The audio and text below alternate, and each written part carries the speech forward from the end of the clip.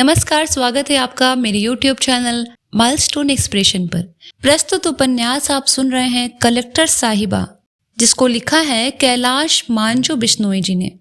अगर आप भी संघर्ष, जुनून और जज्बातों की असली कीमत जानना चाहते हैं तो इस कहानी को अंत तक जरूर सुनिएगा। अर्श से फर्श पर आगे की रणनीति पर डिस्कशन करते हैं। रिजल्ट के 5 दिन बाद केडी सर का कॉल आया। गिरीश, मेरे ऑफिस आ जाओ। मैं और एंजल दोनों केडी सर से मिलने उनके ऑफिस पहुंच गए। सर ने सिविल सेवा में सफलता के लिए धैर्य सब्र को सबसे बड़ा हथियार बताया। उन्होंने कहा, जीवन में सफलता पाने के लिए कठोर मेहनत व लगन के साथ साथ धैर्य का होना भी अत्यंत आवश्यक है। एंजल ने महसूस किया कि जरूरी नहीं है कि हम सफलता शुरू के 2-3 प्रयासों में ही मिल जाए। अगर नहीं मिलती है तो धैर्य का परिचय देते हुए आगे के प्रयास करने चाहिए। श्रीमद् भगवद गीता में मनुष्य के धैर्य के गुण को दैवी संपदा बताया गया है। धैर्यवान होने का आशय है स्वभाव से शांत होना। जब आप शांत होते हैं तो आप स्थिरता से किसी भी चुनौती का सामना कर सकते हैं। धीरज यानी धैर्य मात्र प्रतीक्षा करने की क्षमता नहीं है, बल्कि प्रतीक्षा करते समय एक अच्छा रवैया रखने की क्षमता है। धैर्य सब्र एक कीमती सद्गुण है। इस सद्गुण को प्राप्त करने के कुछ भी खर्च नहीं करना पड़ता। इसके लिए बस आपके मन को ही अभ्यास की जरूरत होती है। आपको अपनी भावनाएं नियंत्रित करने के लिए अपने आप को प्रशिक्षित करना होगा।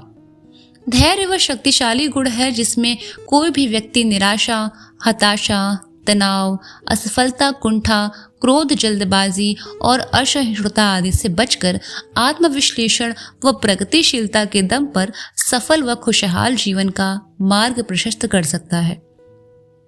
इसीलिए सफलता पाने के इच्छुक हर व्यक्ति को धैर्य बनाए रखने की प्रवृत्ति का विकास करना चाहिए। धैर्य यानी धीरज हर चीज की कुंजी है। अंडे को सेने से चूजा निकलता है, न कि उसे तोड़ने से। धैर्य और परिश्रम से हम वो सब कुछ प्राप्त कर सकते हैं जो शक्ति और शीघ्रता से कभी नहीं प्राप्त कर सकते। धैर्य धारण करने से हारी हुई बाजी भी जीती जा सकती है। हम कह सकते हैं कि धैर्य मनुष्य के व्यक्तित्व को ऊंचा उठाने का एक उत्तम गुण है। जितने भी महान वैज्ञानिक और आविष्कारक हुए हैं, उन्होंने सालों तक अपने अनुसंधान की सफलता का इंतजार किया। जिस व्यक्ति के अंदर इंतजार करने की क्षमता है वह सब कुछ हासिल कर सकता है। अगर व्यक्ति को लगातार असफलता मिल रही हो तो भी धैर्य बनाए रखना चाहिए। कभी कभी सफलता थोड़ी देरी से मिलती है। पौधों की अपेक्षा पेड़ देर से तैयार होता है। जिस तरह विशाल पेड़ को तैयार होने में ज्यादा वक्त लगता है, ठीक उसी तरह हमारे महान लक्ष्य को भी पूरा होने में वक्त लगता है। लेकिन कुछ लोग धैर्य नहीं रख पाते और अपना काम बीच में ही छोड़ देते हैं। ऐसा करने वाले के बाद में पछतावा ही मिलता है। इसीलिए हमें धैर्य का साथ कभी नहीं छोड़ना चाहिए, क्योंकि हमें यह उपयुक्त समय, अवसर व सफलता तक जरूर ले जाता है। दूसरी बात केडी सर ने यह बताई कि जीवन में हार और जीत दोनों साथ साथ चलते हैं। ये प्रकृति का नियम है। हमें यह मालूम नहीं होता कि पहले जीत है या हार। हमें तो परिणाम की चिंता किए बगैर अपने कर्म करते हुए निरंतर लक्ष्य की ओर बढ़ते रहना चाहिए। हार मिलने पर हमें अपने मन में निराशा को जरा भी स्थान नहीं देना चाहिए। यदि हार भी गए तो क्या हुआ, आगे जीत हमारी प्रतीक्षा में बैठी है। जो लोग अपनी सारी ताकत को अपने काम, लक्ष्य में लगा देते हैं, उन्हें अवश्य विजय मिलती है। जॉर्ज स्टीफसन ने रेलगाड़ी में सुधार करने के लिए 15 वर्ष लगाए। जेम्स वॉट ने 20 साल तक भाप के इंजन का अध्ययन किया था। वेबस्टर को अंग्रेजी शब्दकोश तैयार करने में 26 साल लगे और अमेरिकी का इतिहास लिखने में जॉर्ज बेनक्रॉफ्ट ने 23 वर्ष खर्च किए। कर्म करने और उसका परिणाम पाने में कई बार लंबा समय लगता है, जिसकी प्रतीक्षा धैर्य पूर्वक करनी पड़ती है। बीज को वृक्ष बनने में कुछ वक्त लगता है। अखाड़े में दाखिल होते ही कोई पहलवान नहीं हो जाता। कामयाबी धैर्य से मिलती है, कर्म क्षेत्र चाहे कोई भी हो। प्रख्यात वैज्ञानिक थॉमस अल्वा एडिसन जब 67 ईयर के थे, तभी एक दिन उनकी करोड़ों रुपए की फैक्ट्री आग में जलकर नष्ट हो गई। इस कंपनी का बीमा बहुत कम धनराशि का था। अपनी जिंदगी भर की कमाई को आग में जलते देखकर बोले, जो होता है अच्छे के लिए होता है। हमारी सारी कमियां इस आग में जलकर नष्ट हो गईं। ईश्वर की कृपा से हम नए सिरे से कार्य शुरू करेंगे। इतने बड़े हादसे के बाद एडिसन बिल्कुल निराश और हताश नहीं हुए, बल्कि केवल 3 हफ्ते बाद ही अपने पुरुषार्थ के जरिए उन्होंने फोनोग्राम का आविष्कार कर दुनिया को चकित कर दिया।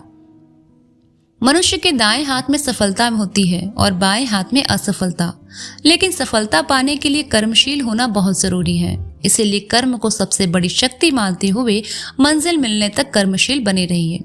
कर्म का कारण कोई कमजोर हो जाता है और कोई व्यक्ति शक्तिशाली। कर्म ही किसी के रंग तो किसी को धनवान बनाता है। वर्तमान में शुभ कर्मों के द्वारा सभी अभावों पर विजय प्राप्त कर उज्जवल भविष्य का निर्माण करने पर ध्यान देना चाहिए। ये पुरुषार्थ ही है जिसे करते हुए हम सफलता की ऊंचाइयों पर पहुंच सकते हैं।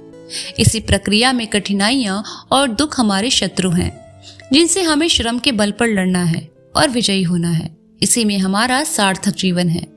कमलदेव सर ने हर वह संभव मोटिवेशन देने की कोशिश की ताकि हम सिविल सेवा में मिली असफलता को भुलाकर वापस तैयारी में लग जाएं। सर से 40 मिनट की मुलाकात के बाद हम लोग दोनों वापस आ गए। एंजल को इस बात को लेकर पछतावा हो रहा था कि उन्होंने जीएस पेपर की कॉपी के ऊपर ओम विष्णु क्यों लिखा था, जिसकी वजह से पेनाल्टी लग गई। हर किसी व्यक्ति को कभी न कभी अपने किए पर पछतावा यानी अफसोस होता है।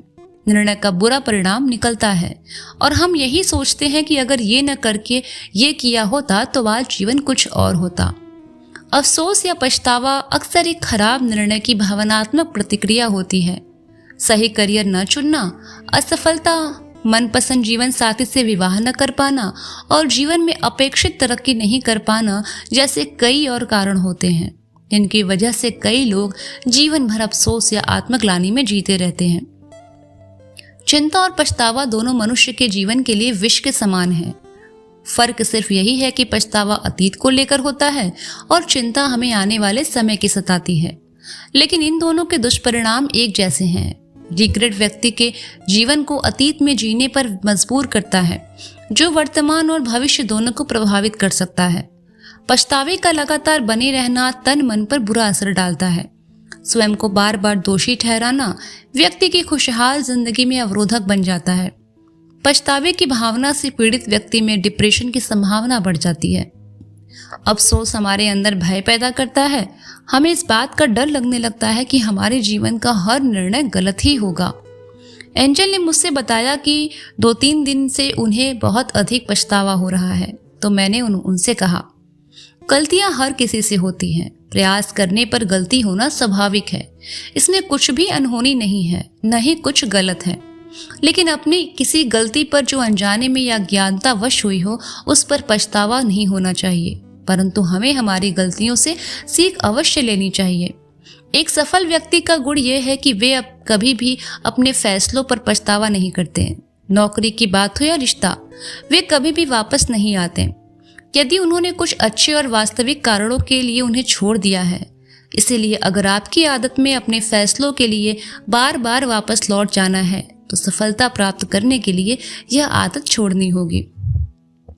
गलतियों और अतीत की असफलताओं को बार बार याद नहीं करना चाहिए। जीवन में खुशी और सफलता के लिए यह बेहद जरूरी है कि भविष्य को आशा के साथ देखें, लेकिन अतीत को पछतावे के साथ नहीं।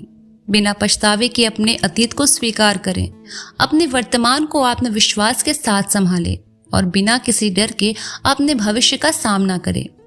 कुल मिलाकर बात यह है कि अफसोस करना समय, संकल्प और शक्ति को व्यर्थ बर्बाद करना है। इसीलिए सच्ची लगन से तथा सोच समझकर लिए गए अपने किसी निर्णय पर किसी भी दिन पछतावा न करें। पछतावे के साथ जीने के लिए यह जीवन बहुत छोटा है। इसीलिए पश्चाताप से मुक्त जीवन जीना हर किसी का लक्ष्य होना चाहिए। अरे सर, आपके इस मोटिवेशन के लिए मैं हमेशा आपके ऋणी रहूंगी। इतने शानदार और बेबाक तरीके से आपके विचार सुनकर दिल अति प्रसन्न हो जाता है। एंजल ने ऑडियो कॉल को वीडियो कॉल में कन्वर्ट करते हुए कहा, लगभग दर्जन भर मोटिवेशनल किताबें पढ़ी हैं, उस वजह से मोटिवेशनल बातें मुखमंडल से निकल जाती हैं। मैंने हल्की मुस्कान के साथ कहा, कुछ कर गुजरने का जुनून हो तो आप परिस्थितियों से ऊपर उठकर काम कर सकते हैं। अगर आसपास का माहौल अनुकूल न हो तो अपने घर से सैकड़ों किलोमीटर दूर जाकर खुद को निखार सकते हैं। ऋषभ पंत ने बचपन में अपने देश के लिए खेलने का सपना देखा था, वो आज सच हो गया। सपनों में जान हो, हौसले बुलंद हो, तो आप विषम हालातों में भी हीरो बनकर उभर सकते हैं। ध्यान रखो, अगर आप लगन से काम कर सकते हो तो अपनी मेहनत से पहाड़ों को भी उपजाऊ मैदान बना सकते हो। बस खुद पर विश्वास रखना। सिविल सेवा एक मिशन है। दृढ़ इच्छा शक्ति, त्याग, समर्पण तथा धीरज के साथ अपने एक बेहतर निर्णय को पंख दे दे। अपनी सादगी को दूसरे की एक्स्ट्रा ऑर्डिनरी की भेंट कभी न चढ़ाए। भीड़ से हटकर अपने को निरंतर अभ्यास में झोंके, कभी मुश्किलों से टूटे नहीं। एक बात हमेशा याद रखें, उस पार है उजियाला ही उजियाला, उस पार है उम्मीदें ही उम्मीदें। बस अंधेरा तो है देहरी तब, इस देहरी को पार कर। एक दिन बैठे बैठे अंजल के पापा ने प्रिंसिपल साहिबा से कहा, बेटी का ब्याह करा दे क्या? 1 साल और ठहर जाइए, क्या पता इस बार यूपीएससी में सिलेक्शन हो जाए। एंजल की मम्मी ने कहा।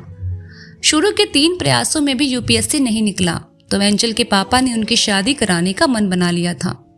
पश्चिमी राजस्थान के कई गांवों में सामान्यतः 10 साल की उम्र में बाल विवाह और 18 साल की उम्र तक गौना हो जाता है। अभिभावकों द्वारा 24 साल की उम्र में भी एंजल की शादी न करने का एक बड़ी वजह बिटिया को कलेक्टर बनते हुए देखने की चाह थी। आस पड़ोस में बहुत से लोग कहने लगे थे कि लड़के की उम्र शादी लायक हो गई है। यह डिजिटल इश्क का जमाना है। फेसबुक, इंस्टाग्राम और व्हाट्सएप आजकल रिश्ते जुड़वा भी रहे हैं और तुड़वा भी रहे हैं। स्मार्टफोन की बला ने हर इंसान को वैसा स्वतंत्र टापू बना दिया है जहां वह फेसबुक, व्हाट्सएप आदि की वर्चुअल भीड़ के साथ अकेलेपन में खुश है। कोई 70 वर्षीय चंपकलाल किसी 17 वर्षीय बाला से प्रेम प्रसंग बढ़ाने में जुटे हैं। अब मेल जोल का सिलसिला भी चल निकलने वाला है। इस डिजिटल इश्क का क्या ही कहना। अंकल जी को कॉफी चॉकलेट से होते हुए गार्डन में मिलने तक का ऑफर मिल चुका है। इसके बाद चंपकलाल जी की बेचैनी बढ़ती जा रही है। आजकल लोग सबसे ज्यादा व्यस्त कहाँ पर मिलते हैं? सोशल मीडिया पर। डिजिटल युग के डिजिटल बच्चों को सोशल मीडिया पर छाई बाहर से बाहर निकलने नहीं देती। कोई फेसबुक से बाहर नहीं निकलता तो व्हाट्सएप के नोटिफिकेशन बुला लेते हैं। उसके पश्चात कुछ याद रहता है भला? कब 1-2 घंटे बीत जाते हैं पता ही नहीं चलता। यहाँ से कभी याद करके बाहर आ भी गए तो ट्विटर वाली नीली चिड़िया चहचहाने लगती है। फिर अब अगर उसकी चहचहाहट नहीं सुनी तो अपने नेताओं और अभिनेताओं को सुविचारों से मरहूम हो जाते हैं। इसीलिए इसकी सबसे पहले सुननी पड़ती है। ट्विटर से बाहर आ भी गए तो फिर इंस्टाग्राम बाबा पर तितलियों की तरह फुदकती बालाओं की रील्स भी देखनी है, क्योंकि विशुद्ध मनोरंजन अब तक तो हो नहीं पाया था। आजकल के बच्चों और युवाओं की सब सुबह भी सोशल मीडिया के साथ होती है और रात को सोशल मीडिया के सहारे ही कटती है। कभी गर्लफ्रेंड का लास्ट सीन चेक करना, कभी ब्लॉक हो गए तो अनब्लॉक होने के लिए तिकड़मबाजी करना, कभी मैसेज का इंतजार करना वगैरह वगैरह। कुछ युवा खाते समय, सोते समय, यहाँ तक कि टॉयलेट में भी इस सेवा का भरपूर लाभ उठाते हैं। सोशल मीडिया का सबसे अच्छे से यूज करते हैं हमारे अमेरिकी प्रेसिडेंट ट्रंप। वह डिजिटल जमाने के पहले प्रेसिडेंट हैं जिनकी नीतियां ट्विटर पर बनती बिगड़ती हैं। ट्विटर पर कुछ और लिखते हैं और प्रेस कॉन्फ्रेंस में कुछ और बोलते हैं। ट्रंप साहब हर 2 घंटे में अपना बोला वापस भी ले लेते हैं। ट्रंप साहब दुनिया के ऐसे पहले प्रेसिडेंट भी हैं जिन्होंने सच्ची न्यूज़ को फेक न्यूज़ और अफवाहों को सच कहने की शुरुआत की। कुछ खबरिया चैनलों के आंकड़ों के मुताबिक वह एक दिन में 17 झूठ बोलते हैं।